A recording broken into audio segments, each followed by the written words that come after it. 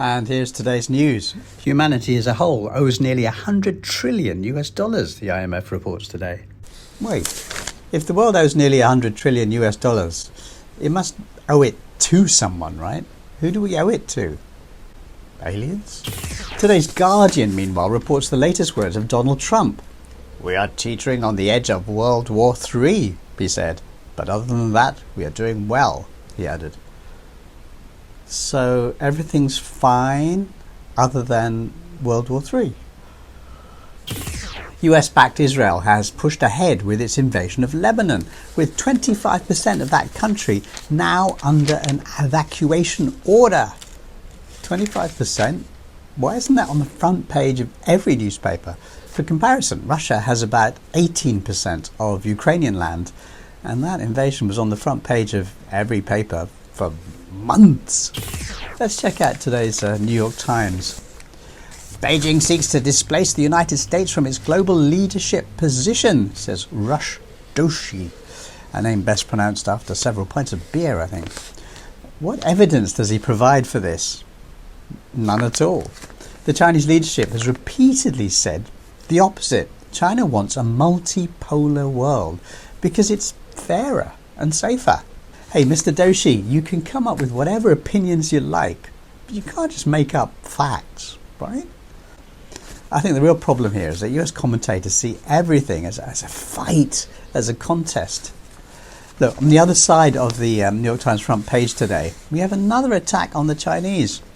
India's economy is growing at about 7%, while China and its other neighbours struggle to return to pre-pandemic growth levels. Again, it's not a contest. If one part of Asia is growing at 7% and another at 4.9%, it's fine, it's okay. American commentators appear congenitally programmed to see everything as a fight.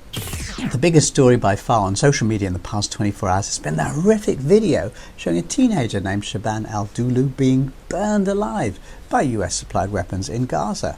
The historian Moshe Temkin today described it as one of the most important pictures taken in our lifetime. And he adds, very few people outside of social media will see it.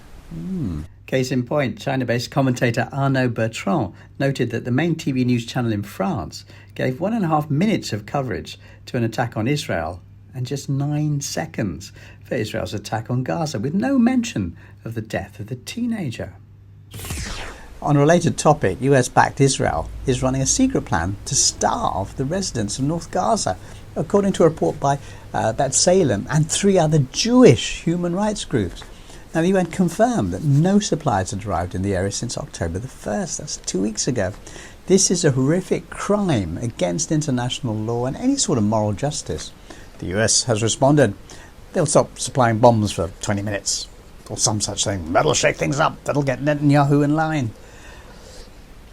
Meanwhile, the prize for the most ridiculous article of the week, or month, or year, goes to the Times of London. They just printed a column by William Hague warning that the Chinese and the Russians have invented a dastardly tool he calls cognitive warfare, in which psychological ops and fake news are circulated to ensure that they take over the world.